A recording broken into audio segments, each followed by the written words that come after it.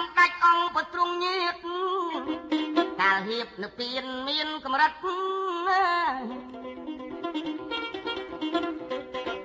ដាំមហាអនន្តឲ្យអណិតអនុជអ្នកប្រប្រុសសัตว์ផងសัตว์ផងទៅក្នុងជ្រោះជ្រំជ្រៅ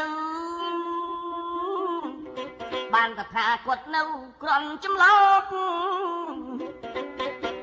ដាក់ដល់នៅពៀនអស់មាត់ម៉ងផុតពីចំណងភពសង្សារ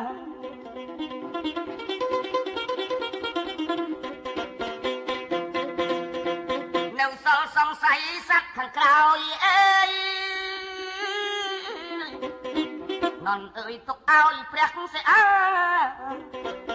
អាណិតសត្វណាស់ណាអ្នកណាតថាគាត់ចូលនៅពៀនហើយ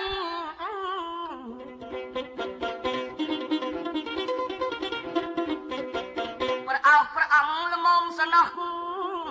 សัพពរោះទាំងឡាយកុំកន្តើយប្រាស់ខ្នងដេកលើកន្ទេលខ្នើយកុំស្ងៀមមាត់ឡើយសូត្ររំលឹកគុណ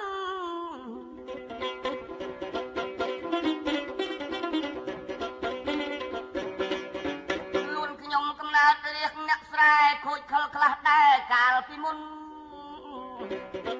កាលមកបាំងបិទងឹតសុនធ្វើបាបនឹងបុណ្យទងន់ស្មាមិនស្មោះទៅរួចចាក់ទុករបាយអស់លោកទាំងឡាយកុំសរសើរខ្ញុំជូនដំណឹងតាមដំណើរព្រោះខ្ញុំគ្រាន់បើជាអ្នកល្ងងជាតិក្រោយកុំឲ្យខ្ញុំល្ងីល្ងើជាតិនេះចាស់ស្ទើរខ្ញុំខំស្ទុះឲ្យរួចពីអន្លង់ភ័យផិតខ្លាចផងទៅក្នុងភពសង្សារខ្ញុំសង្ស័យសពថ្ងៃចំភ័យខ្លាចនៅរូបម្យ៉ាងទៀតពើមជាតិអាជីវៈជាតិល្មោកហូបល្មុខប្រុសល្មិលគុណណាច្រើនល្មើងមិនទូលបន្ទោសកៃព្រះចំភ័យខ្ញុំណាស់ខ្លាចខ្ញុំសុន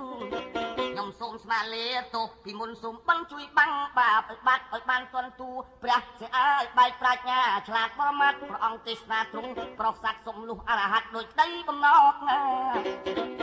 អំណាចខ្ញុំសាយច្បាប់រំលឹកអស់លោកជួយនឹកសាច់ចាប់សងធ្វើបុណ្យចែកផលដល់ខ្ញុំផងនឹកឈ្មោះម្ដងតាមធម្មតា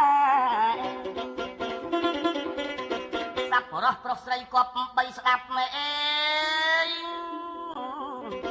ហៅច្បាប់កន្លងពុទ្ធដោយការឱកាសឲ្យកាត់ព្រឹកប្រាថ្នាទាន់ព្រះសិអាទាំងប្រុសស្រីកុំរៀនប្រហើនប្រ